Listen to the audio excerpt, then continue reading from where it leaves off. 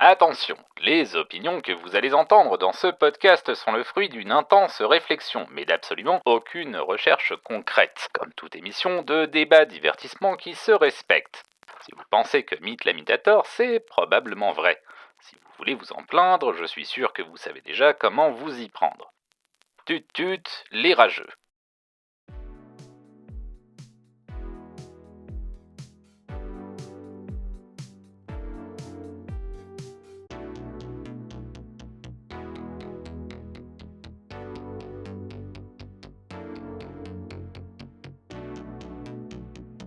Salut tout le monde et bienvenue dans Hot Takes et Slow Burn, le podcast qui distille les opinions et rince les cerveaux. Je suis Harold, j'ai pas beaucoup de choses à dire, mais ça tombe bien, j'ai pas que ça à foutre. Et pour cette émission, je suis accompagné par le taulier, Mythe la Mythe. Salut Tim. Salut Harold, salut tout le monde. Comment vas-tu en cette belle soirée hivernale ? Bah écoute, ça va, il y a de la neige et je suis prêt à subir au lieu de faire subir. Tu es prêt à distiller les opinions pour une fois au lieu des cerveaux ? Ça va te faire un petit changement. Ouais, oui, je suis BFM TV. Et du coup, pour nos auditeurs, j'ai effectivement pris très temporairement le contrôle de ce podcast pour parler d'un sujet qui ne me tient pas tant à cœur que ça, en fait, mais auquel je pensais récemment et qui me faisait marrer. Donc je me suis dit, pourquoi pas, j'ai proposé cette émission à notre bon Mythe qui l'a validé. Et du coup, il m'accompagne pour cette hot take qui, j'espère, vous plaira autant qu'à moi. Et nous allons, du coup, aujourd'hui parler des auto-battleurs. Alors, Tim, est-ce que, à ma connaissance, tu n'es pas un gros joueur d'auto-battleur. Je ne suis pas un gros joueur d'auto-battleur, même si j'ai un peu valdingué dessus, vite fait. Pardon, je t'écoute. Alors non, effectivement, je ne suis pas un gros joueur d'auto-battleur, puisque je pense pouvoir dire que je n'y ai jamais touché, je n'ai jamais activé des commandes sur un appareil de jeu vidéo pour faire fonctionner un auto-battleur. J'ai une vague idée de ce à quoi ça ressemble, parce que j'ai vu quelques parties jouées de ci de là de certains titres, mais c'est un pan de ma culture vidéoludique qui est très déficient. Et c'est parfait, parce que du coup, ça voudra dire que ni toi ni moi ne saurons de quoi on parle. Mais on va quand même pas se laisser intimider par ce point de détail. Donc C'est vrai, ça devient vraiment BFM TV ici en fait. exactement. Enfin, moi je pensais plutôt à ces news et j'essayerai de faire ma plus belle imitation de Pascal Pro. Du coup, je pense que pour nos auditeurs, nos auditrices qui le savent peut-être déjà, mais pas forcément, on pourrait peut-être commencer par définir ce genre assez récent. Qu'est-ce qu'un auto-battleur ? De ta vision du coup de néophyte, qu'est-ce qu'un auto-battleur ? Alors je pense que pour pouvoir parler convenablement d'auto-battleur, il faut commencer par revenir aux sources et parler de ce dont ça découle. Un petit peu de la même manière que les MOBA comme Dota, League of Legends et autres jeux de ce genre-là découlent du jeu de stratégie en temps réel, et plus spécifiquement de Warcraft 3. Les auto-battleurs découlent du jeu de cartes à collectionner façon Magic the Gathering, à la différence que, au lieu de collectionner des cartes, construire un paquet et utiliser ce paquet pour jouer contre un adversaire, là on va collectionner des cartes, construire un paquet pendant qu'on joue, et le jeu va se jouer à notre place, pendant que nous on se concentre sur la construction du paquet au fur et à mesure des tours. Tout à fait. Du coup, les auto-battleurs qui sont à l'origine qu'ils étaient désignés plutôt sous le terme d'auto-chess, de par son premier, son premier représentant. Ce sont des jeux en fait où on va construire une stratégie, un deck. En général, si on raisonne en termes de cartes, on va construire un deck. Et la différence avec des jeux de cartes classiques, c'est que on ne s'occupera pas des combats. On aura une influence soit nulle ou presque sur l'issue des combats, passer l'étape du deck building. Il y a généralement une étape de positionnement qui se fait avant le début de chaque combat, mais et qui du coup a évidemment un impact sur l'issue, mais ce contrôle est extrêmement limité et du coup le reste du combat est aléatoire, même si bien entendu en fonction des décisions qu'on a prises auparavant, on va pouvoir optimiser nos chances de gagner. Ce qui, enfin, évidemment, sinon ça serait simplement de la loterie et, ça te rappellera probablement des souvenirs, mais à ce moment-là, il suffirait simplement de lancer un dé pour savoir qui c'est qui a gagné. Oui, oui, oui, on est... En fait, moi, la vision que j'ai de ce genre de jeu, c'est de prendre le jeu de stratégie avec des cartes et d'avoir un degré de recul ou d'abstraction supplémentaire. C'est-à-dire que déjà, quand tu passes d'un jeu de cartes en papier, comme l'était exclusivement Magic the Gathering avant 2001, ou comme l'est aujourd'hui un jeu comme Flesh and Blood qui s'enorgueille de ne pas avoir de version numérique, quand tu passes du jeu papier où tu as tes vraies cartes en vrai papier, dans tes vraiment en vrai chair, à une version numérique, il y a déjà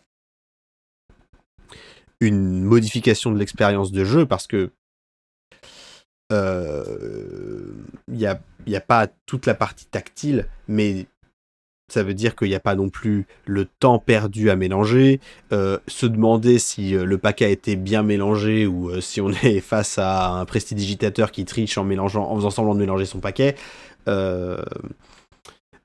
L'arbitrage se fait aussi via le logiciel plutôt que via la confiance mutuelle entre les deux joueurs et éventuellement un arbitre officiel dans le cadre des compétitions pour tirer au clair des situations ambiguës ou illégales. Donc, déjà, quand tu passes du jeu papier au jeu sur ordinateur ou sur tablette ou sur console, il y a un degré de recul, et l'auto-battleur, pour moi, c'est un second degré de recul, puisque tu vas limiter les interactions entre les cartes au cours de ta partie. Tout à fait, tout à fait.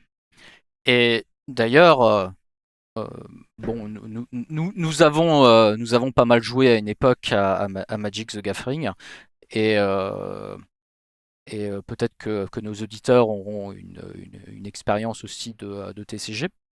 Euh, pour ma part, j'étais un joueur qui justement aimait bien la partie construction de deck, mais qui n'était pas forcément, qui n'avait pas forcément beaucoup d'expérience de jeu, ou qui n'avait pas, je préférais réfléchir à construire des decks que de jouer les decks que j'avais construits en fait. La partie testing était un peu fastidieuse à mon goût, et c'est vrai que c'était quelque chose que j'aimais moins, et j'avais moins de patience pour faire de longues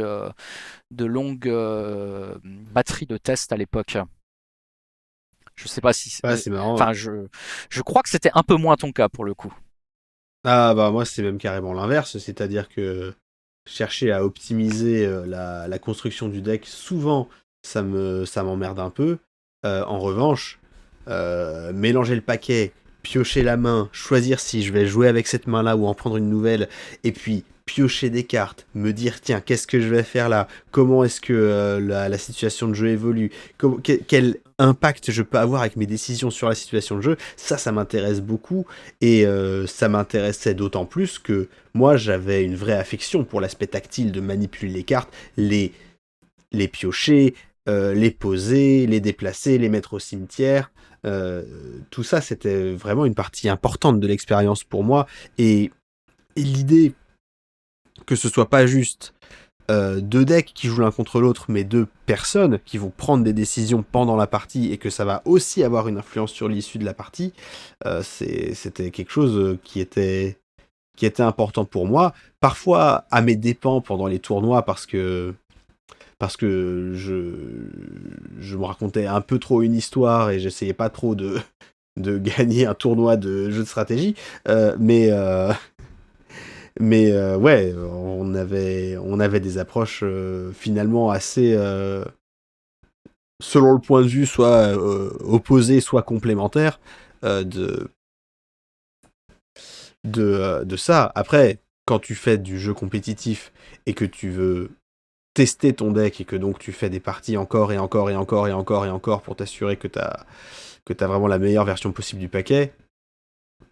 Je dis pas que ça n'existe pas, mais je pense que c'est un profil de joueur un peu plus rare qui aime beaucoup tester parmi tout ce qu'il y a à faire comme activité quand tu joues à un jeu de cartes. Oui, c'est sûr, c'est sûr. Ouais, je-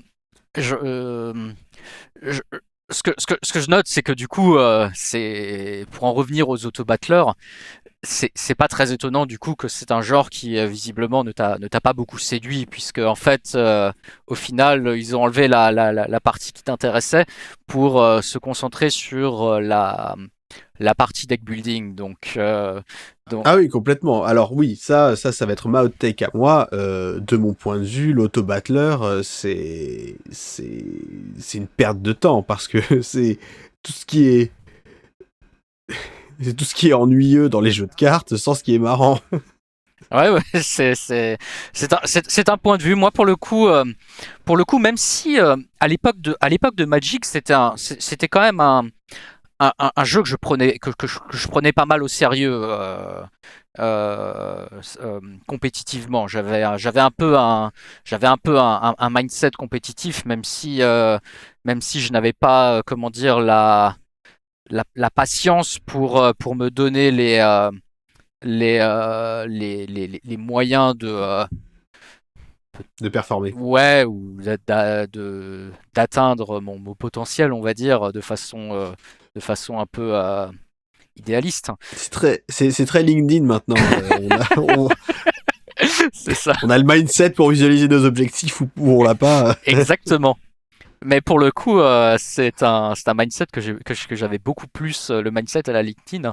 Autant je l'ai pas spécialement enfin je l'ai pas vraiment dans le monde du travail, mais par contre, c'est vrai que c'était un mindset que j'avais un peu à l'époque. Et, euh, et du coup, enfin pour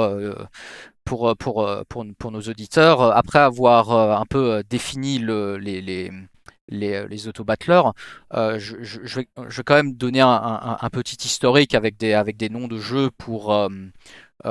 qui vous parleront peut-être plus si la Voilà. définition ne vous a pas parlé. Et puis vous pourrez faire vos propres recherches aussi. Et dites-nous sur le Discord si jamais j'en ai oublié. Oui, bien sûr. Hein, dites-nous bien tous les auto-battleurs qu'on a oubliés sur Discord, Et, le Discord de Carton C. mais du coup, à ma connaissance, les auto-battleurs, ça a commencé avec une custom map du jeu Dota 2. Ce que je trouve d'ailleurs assez poétique d'une certaine manière, parce que Dota 2 est un jeu qui dérive, enfin, qui d'une carte de Warcraft 3. Et du coup, je trouve ça poétique que après que Warcraft 3 ait donné naissance à un nouveau genre de par l'imagination de la communauté qui, euh, qui, euh, qui a créé. Donc il y avait Dota, mais il y avait d'autres maps dans le même esprit. y avait beaucoup de maps qui étaient assez similaires, même si c'est Dota ensuite qui a percé. Et je trouve ça assez poétique que du coup Dota 2 a de par sa communauté, générer un autre genre, enfin un nouveau genre, les auto-battleurs, enfin qu'on appelait du coup auto-chess à l'époque parce que la map en question s'appelait Dota Auto-Chess. Et D'accord. du coup c'est quelque chose que je trouve assez poétique. Après bon, moi je suis un fan de Dota, donc voilà, je suis évidemment pas neutre là-dedans. Et c'est un genre qui a rapidement gagné en popularité. Et je crois que ça n'a pris que quelques mois, je dirais un truc genre 6 mois, avant que, alors si je dis pas de bêtises, les premiers à avoir entre guillemets copié le genre, c'est Riot Games avec Teamfight Tactics. Ce qui a aussi un aspect assez poétique, vu que Riot Games avait aussi allègrement pompé sur Dota pour faire League of Legends. Ah, j'osais pas le souligner parce que sinon ça ferait de moi ça aurait fait de moi un rageux de Dota qui, euh, qui crache sur Riot. Mais ce que j'ai longtemps été en toute honnêteté, mais bon, je me suis calmé avec les années là-dessus. Mais effectivement, je suis content que tu fasses le rapprochement. Ça m'évite de passer pour un rageux à le faire moi-même. Parce que toi, je sais que tu es plutôt neutre sur la question. Enfin, Ah, moi j'en tu ai. n'as pas d'affect. Voilà, j'ai aucun affect. Moi, tout ce que je constate, c'est que si tu me donnes une capture d'écran d'un jeu de ce type et que tu me demandes de deviner de quel jeu il s'agit, euh, je. À moins que je reconnaisse un visage de personnage particulièrement emblématique, aucune chance que je te dise ouais, ça à coup sûr c'est Heroes of New Earth, ça à coup sûr c'est League of Legends, ça à coup sûr c'est Dota, aucune chance. Ouais, après ils ont des pattes graphiques assez emblématiques. Je pense que tu les reconnaîtrais, mais en tout cas, du coup, ouais, à ma connaissance, Teamfight Tactics, c'est le premier euh, vrai jeu, on va dire, pas une carte personnalisée d'un autre jeu, pas un mode. Ouais. C'est le premier standalone qui est sorti sur le concept. Et je crois à peu près au même moment, il y a eu, Valve qui a sorti, qui a sorti Dota Underlords en même temps que ceux qui avaient fait la map Dota Auto Chess. En fait, ils ont voulu faire un projet commercial qui s'appelle Auto Chess, je crois. Euh, et celui de Valve, Dota Underlords. Et là encore, très peu de temps après de mémoire, il y a eu Blizzard qui a sorti un mode de jeu alternatif sur Hearthstone qui s'appelle Battlegrounds. Et alors, tout ça, c'est 2019, hein, je crois. C'était juste avant le Covid. Et aujourd'hui, sauf erreur de ma part, Teamfight Tactics est très probablement d'assez loin le plus populaire. Euh, D'une part parce que c'est le premier, si on oublie Auto Chess qui n'était qu'un simple mode.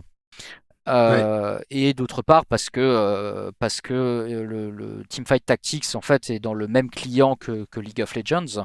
Et en fait c'est un ils ont pu beaucoup profiter de la user base de League of Legends pour pour euh, enfin pour se constituer une user base sur Teamfight Tactics. Sachant que Teamfight Tactics c'est à ma connaissance entièrement gratuit dans le gameplay. Je crois que je suis pas sûr qu'il y ait d'éléments pay to win ou euh, dans Teamfight Tactics. Alors moi, le seul auquel j'ai joué, c'est le mode Battlegrounds de Hearthstone.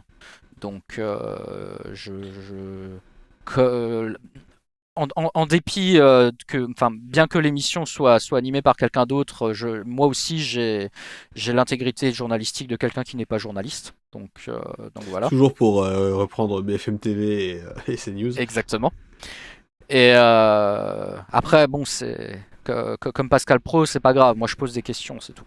Donc, et j'en pose. Ma hot take sera une question à la fin. Donc voilà. Je vous spoil en avant-première. Et où est-ce que je voulais en venir? Du coup, oui, c'est les auto-battleurs majeurs qui sont sortis, ce sont ceux-là. Il y a, je crois que Battlegrounds est probablement deuxième en termes de popularité derrière Teamfight Tactics. À ma connaissance, Battlegrounds est un peu ce qui a sauvé Hearthstone.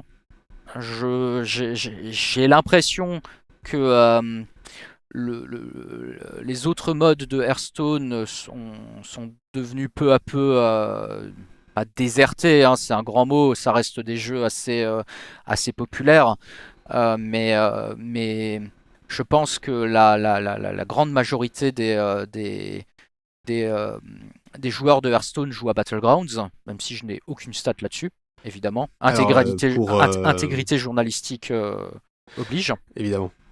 Je vais juste me permettre de rappeler que Hearthstone, hein, c'est le jeu de cartes virtuel de Blizzard qui font aussi World of Warcraft, tout ça.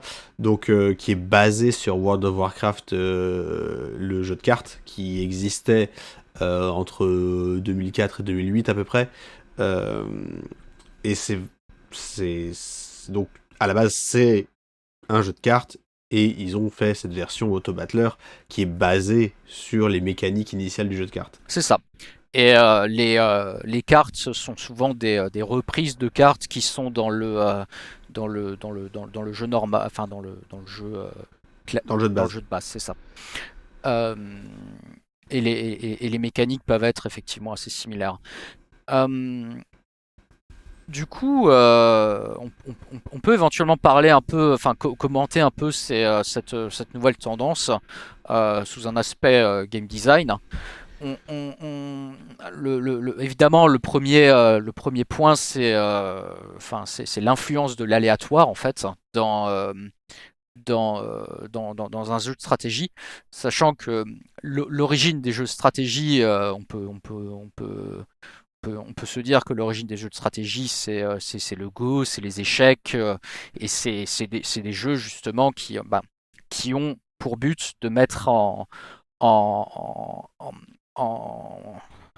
compétition deux cerveaux et de déterminer celui qui a la meilleure stratégie et celui qui a échafaudé la meilleure stratégie. Et que du coup, cette tendance qui n'est pas nouvelle, hein, évidemment, on parlait des TCG, enfin des jeux de cartes avant, cette tendance à mettre une part d'aléatoire qui est aléatoire, qui du coup a l'avantage de permettre une plus grande variété. Mais qui a aussi le défaut de pouvoir frustrer le joueur, de se dire que si on a perdu, pour ceux à qui c'est déjà arrivé de perdre un jeu de stratégie.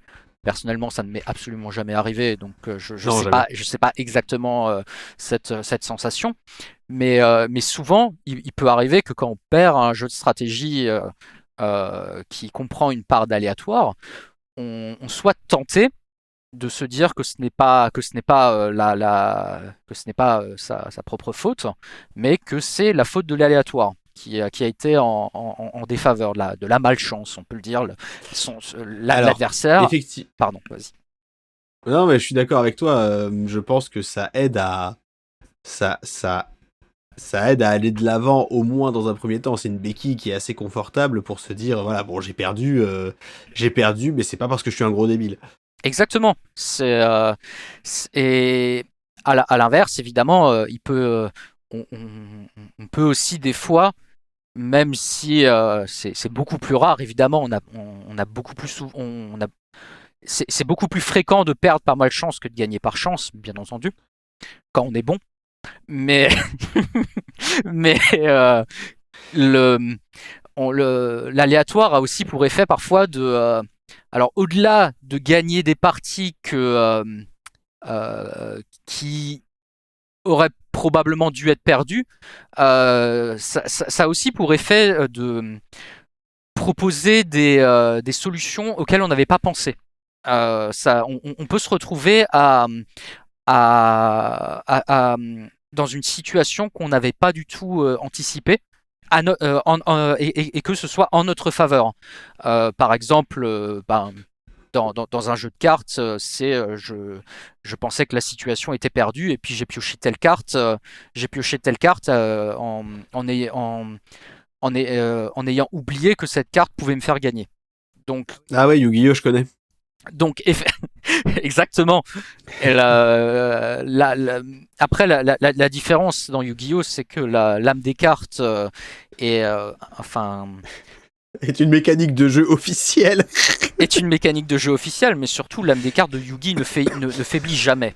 Donc, alors que nous autres pauvres mortels, quand nous jouons à un jeu de cartes, il peut nous arriver de perdre temporairement l'âme des cartes.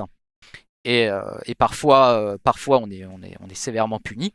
Et parfois, le jeu qui perçoit nos doutes, comme dirait Yugi, il peut nous envoyer une sorte de bouée de sauvetage en nous faisant piocher une carte qu'on n'avait plus en tête et qui en fait nous permet de retourner la situation à notre avantage.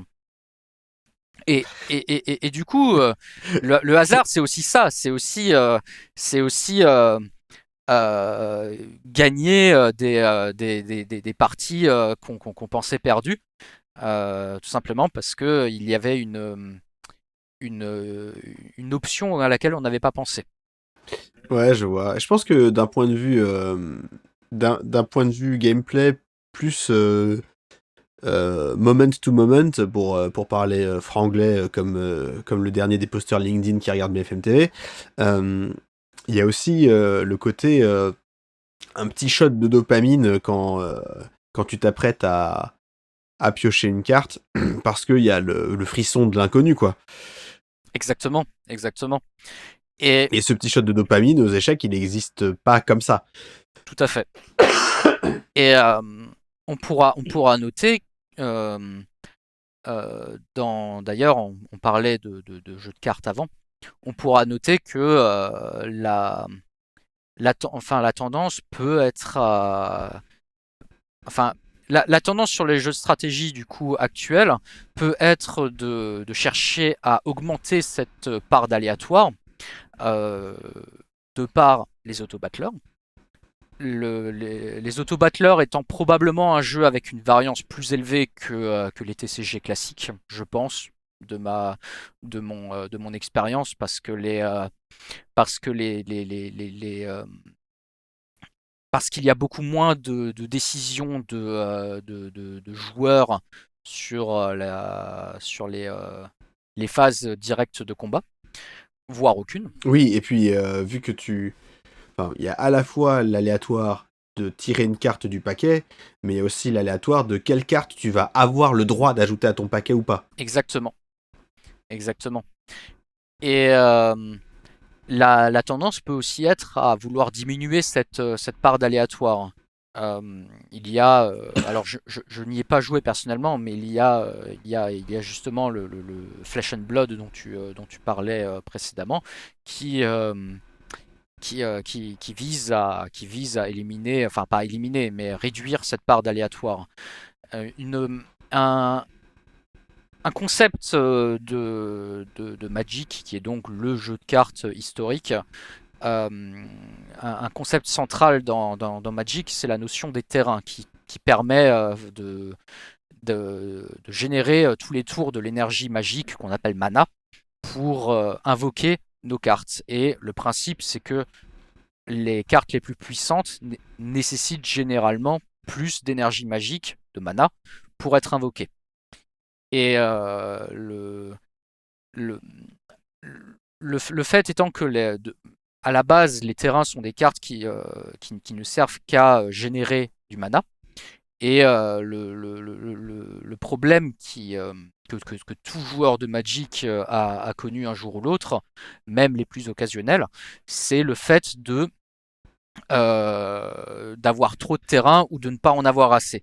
Et soit d'avoir trop de terrain mais pas de cartes à jouer, puisqu'on a un nombre de cartes limité. On commence avec Ouais. 7 cartes et ensuite on en pioche une par tour, sauf évidemment si on a des cartes qui nous permettent d'en piocher d'autres, etc. Et le phénomène inverse, c'est de ne pas avoir assez de terrain, d'avoir plein de cartes en main, mais de pas avoir l'énergie pour les jouer. Donc ça, c'est un phénomène que tout joueur de Magic a connu, et que beaucoup de concurrents qui sont survenus après Magic ont essayé soit essayé d'atténuer. On pense par exemple à WoW TCG qui a fait un système de quêtes qui sont des terrains qui font autre chose, et de pouvoir utiliser n'importe quelle carte comme un terrain qui ne fait que ça. Donc ça, Ouais, je crois que la première itération de cette idée, c'était dans un jeu conçu par Wizard of the Coast aussi, mais qui n'a pas beaucoup existé en Occident, mais qui existe encore au Japon aujourd'hui, qui est Duel Masters. ouais, j'ai pas joué à Duel Masters, même si on a eu l'occasion de voir quelques cartes au début du jeu. Donc c'était vers 2003, je crois, hein. Enfin, je sais pas si c'était les débuts, mais en tout cas, ça devait être les débuts en France de mémoire. Si, c'était les débuts, parce que c'était aussi le début du dessin animé qui a été lancé en même temps. Exact, exact. Et, euh, et oui, en tout cas, c'est un, la présence historique des terrains dans Magic, le concept d'énergie magique qui ne peut être, procuré que par un nombre limité de cartes.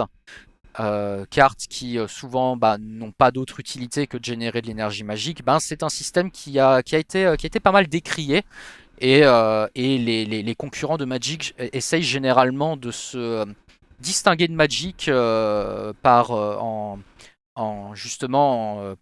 autre système d'énergie magique, parce que la, la, la frustration la plus fréquente à Magic, c'est de perdre une partie qu'on considère ne pas avoir joué.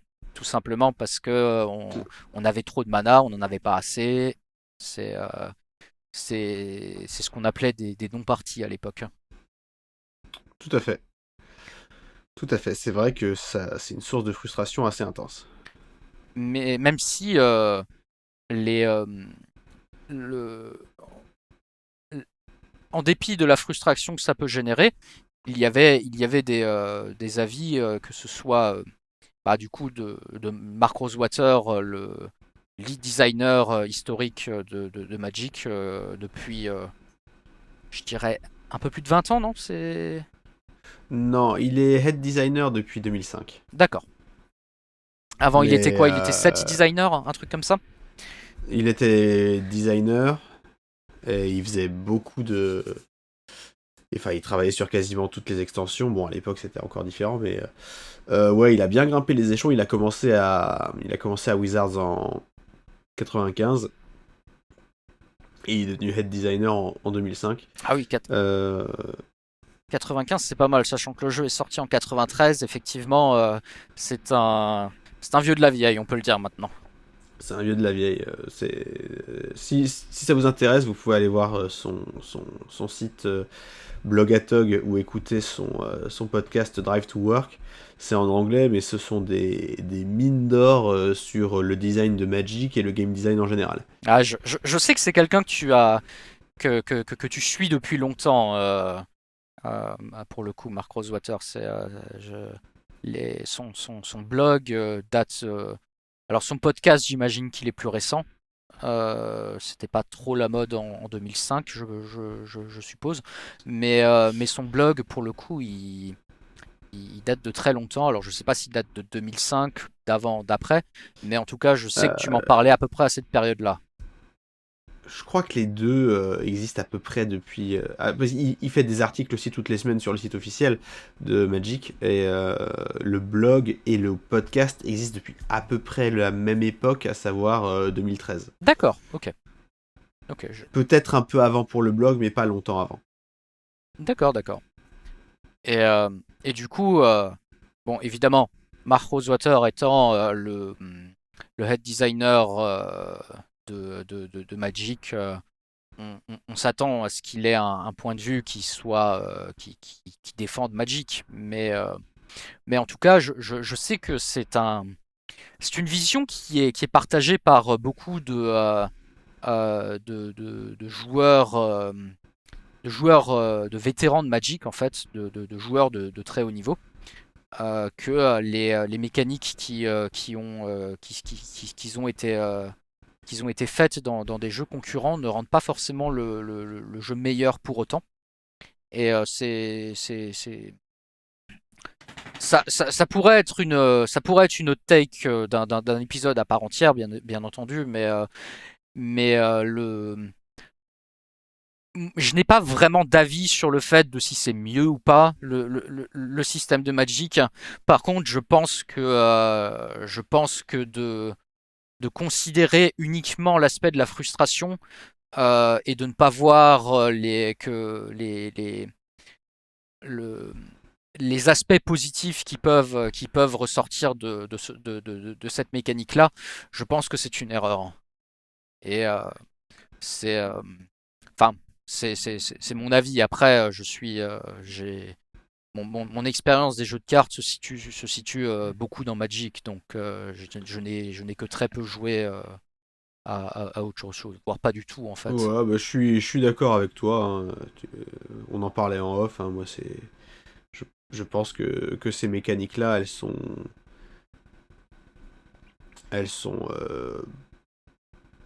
mieux qu'elles en ont l'air. D'ailleurs, elles sont très présentes dans le jeu. Évidemment, j'oublie les noms des jeux parce que je suis un connard. Inscription, le jeu de Daniel Mullins. Bah, il y a des mécaniques de ressources connexes à celles de Magic. Et c'est aussi ça qui fait que la partie jeu de cartes est intéressante. Je n'ai pas joué à Inscription, mais j'en ai entendu tellement de bien que je ne peux que le recommander à nos auditeurs qui sont assez intéressés par les mécaniques de jeux de cartes et de roguelike. Ouais, bah, enfin, c'est, c'est de la bonne cam, hein, vous pouvez y aller. Et du coup, pour en revenir aux auto-battleurs, donc les auto-battleurs, on voit que ce qui fait le sel du genre, hein, pour le meilleur et pour le pire, c'est une forte composante d'aléatoire. En gros, on- on se construit un jeu, on fait des choix mineurs de positionnement, euh, mais l'essentiel de notre impact se situe dans la construction du jeu. Et ensuite, on laisse l'aléatoire déterminer l'issue du combat. Et on va généralement, bah, du coup, pour maîtriser cet aléatoire, en général, enfin, pour que cet aléatoire ne résulte pas en une variance trop forte, on ne mise pas le résultat d'une partie sur un combat. On va du coup faire toute une suite de combats et jusqu'à déterminer un vainqueur. Est-ce que tu me suis sur cette caractérisation des auto-battleurs? Est-ce qu'ils se jouent tous à 8 en même temps, chacun pour soi? Alors, Teamfight Tactics, c'est 8. Par contre, c'est pas forcément chacun pour soi. Il y a un mode 2 contre 2 contre 2 contre 2. Ok. Je ne sais pas si, je ne sais pas, je ne saurais pas évaluer sa popularité par rapport au mode de jeu classique. Alors, je suppose que de par la logistique qui fait que c'est plus facile d'être seul que de jouer avec une personne qui est une personne amie qui serait disponible en même temps. Je suppose que chacun pour soi est plus populaire. Mais c'est un mode, enfin c'est un mode de jeu assez joué à ma connaissance, le 2v2v2v2. D'accord. Et sur Hearthstone, ça fait quelques temps que j'ai pas joué, mais il me semble qu'il était question de, d'ajouter un mode de jeu similaire sur Auto Chess et Underlords. D'ailleurs, je n'en ai pas parlé avant, mais en tout cas Dota Underlords, le jeu de Valve, je crois que le jeu est un peu tombé dans l'oubli, euh, de par les joueurs et de par Valve. Et Auto Chess, je crois que depuis c'est un jeu qui n'a jamais vraiment percé, bien que ce soit le créateur original du genre. Une fois qu'il est passé à son propre client, je crois qu'il n'a jamais vraiment percé. Après, évidemment, euh, comment dire, à partir du moment où Riot et Blizzard se sont emparés, on va dire entre guillemets, du genre, avec leur portée en termes de marketing, leur user base déjà existante, puisque au final, Teamfight Tactics c'est le même client que League of Legends, Battlegrounds c'est un mode de Hearthstone. Du coup, ils ont eu une, une- un afflux de joueurs initial très important. Et évidemment, comme la plupart des jeux en ligne, la popularité entraîne la popularité en général. Et inversement, il y a aussi un cercle vicieux. Si un jeu commence à ne plus vraiment être populaire, en fait, les gens vont commencer à l'abandonner et du coup, il sera de moins en moins populaire, et ainsi de suite. Ouais, c'est des questions qu'on se posait pas du temps où les jeux étaient pas en ligne, mais oui. Quand tu fais du jeu en ligne, c'est des vrais problèmes et c'est des vrais risques que tu prends quand tu veux lancer du jeu en ligne. C'est ça, tout à fait. Et du coup, pour répondre à la question, je crois qu'il n'y a que ces deux modes de jeu, à ma connaissance, 8 joueurs ou 4 équipes de 2. Je n'ai pas vu de jeu qui contenait un nombre différent de personnes, même si il est Ouais. théoriquement possible de lancer une partie de Battlegrounds à moins que 8. Mais si on crée un lobby custom, enfin une partie entre potes, on peut décider de faire une partie à 6 entre potes, par exemple, qui ne comptera pas dans le classement, enfin qui n'est pas ranked, mais qu'il est possible de faire. Euh, mais après, bon, c'est clairement des jeux qui sont équilibrés pour être faits à 8. Pas forcément dans le concept, hein, mais en tout cas, Hearthstone, enfin Battlegrounds et Teamfight Tactics, je l'imagine, même si je n'y ai pas joué, sont des jeux qui sont faits pour être joués à 8 et pas à moins. Et d'ailleurs, sur Battlegrounds, j'ai pu constater que quand il y avait quelqu'un qui quittait la partie très tôt, dès le début, ça avait un impact qui n'était pas du tout neutre dans la partie et qui pouvait parfois être assez frustrant. Mais du coup, là où je voulais en venir, et on va arriver vers ma hot take, c'est que les auto-battleurs sont donc un genre qui un genre stratégique qui, euh, qui met l'accent sur la préparation d'une Ouais. stratégie, et ensuite qui laisse l'exécution de cette stratégie au hasard. Hasard qui, du coup, va être, pour éviter un maximum de frustration, va être réparti, Mitigé. ouais, mitigé par le fait de faire plusieurs combats pour déterminer le vainqueur. Et de sorte à amoindrir cette variance. Et en fait, quand on réfléchit à cette définition de l'auto-battleur en se détachant un peu de l'aspect visuel, de l'interface, et en particulier du fait que ce soit des cartes qui sont utilisées, si on s'abstrait un peu d'éléments de ce genre de choses,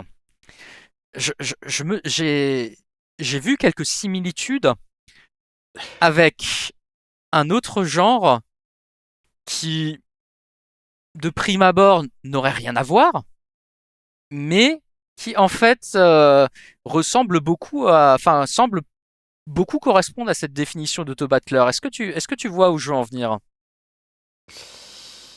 Attends, donc beaucoup de préparation et le reste, c'est laissé au hasard.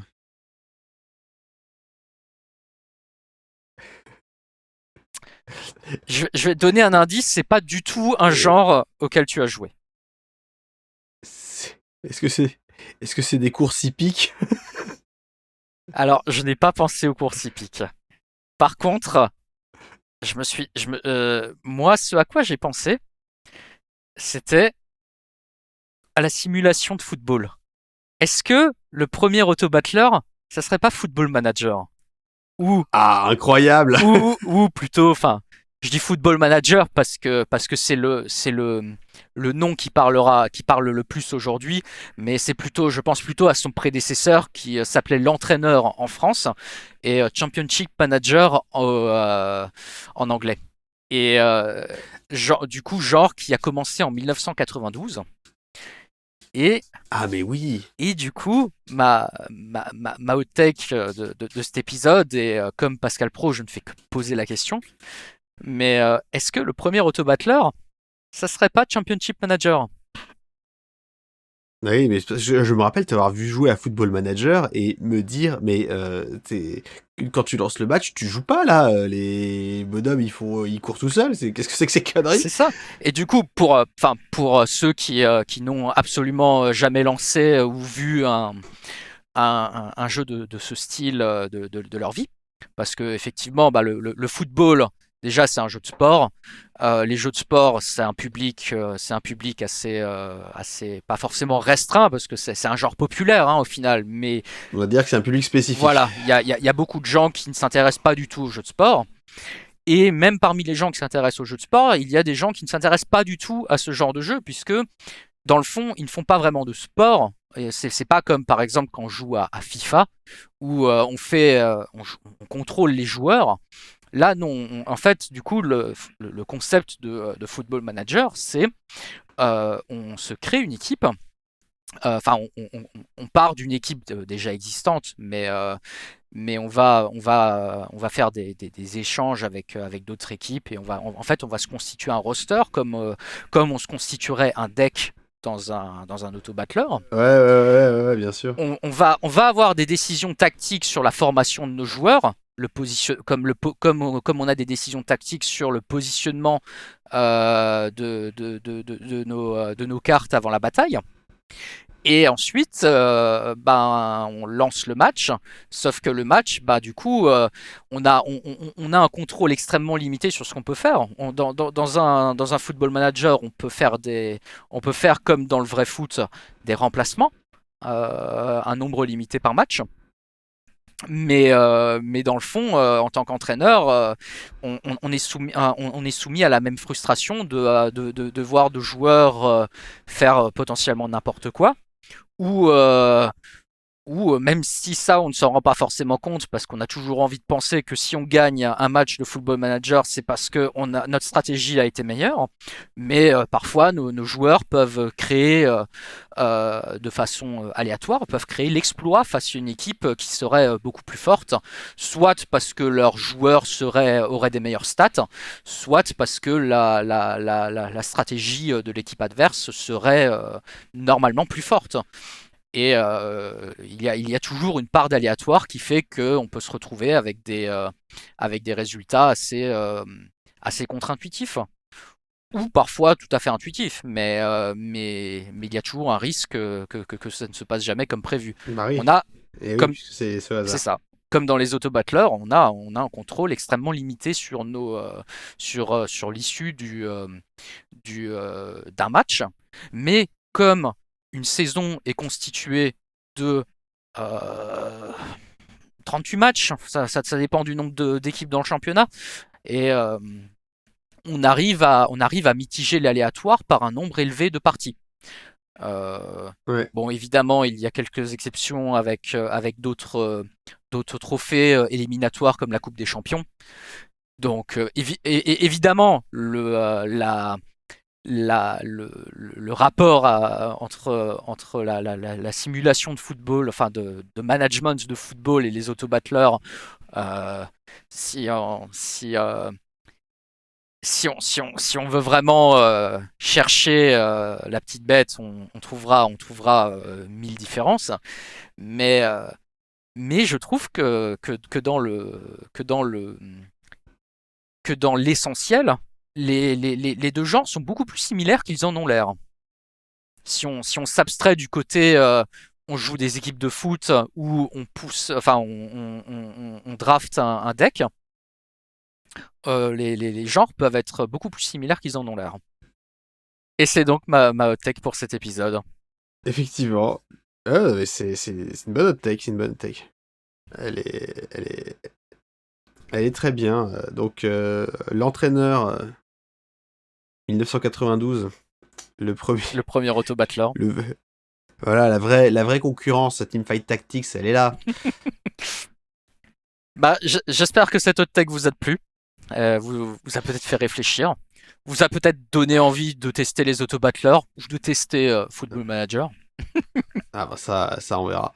Mais bah écoute, moi non, mais des gens qui nous écoutent peut-être. Alors, est-ce qu'on est toujours un podcast studio carton C ? Ah, j'ai bien l'impression. Hein, j'ai fait un coup d'état temporaire sur cet épisode, mais il est temps de rendre les rênes, sinon je sais que je vais finir au peloton d'exécution.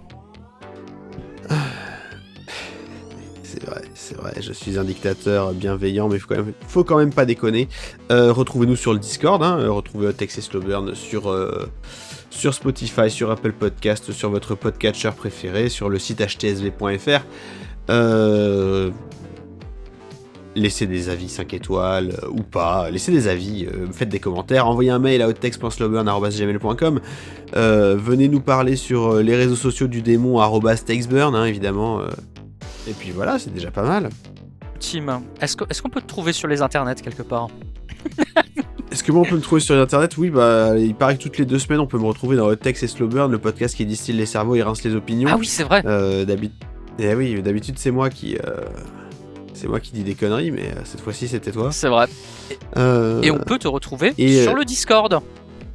Sur le Discord, évidemment. Allez sur le Discord, nous dire ce que vous avez pensé de l'épisode. Et on se retrouve dans 2 semaines. Et d'ici là, moi c'est toujours Mythlamite et lui c'est toujours Harold. Et puis continuez d'ouvrir votre esprit en jouant à des jeux vidéo ou en laissant une machine jouer à votre place apparemment. Allez, salut tout le monde. Salut Internet.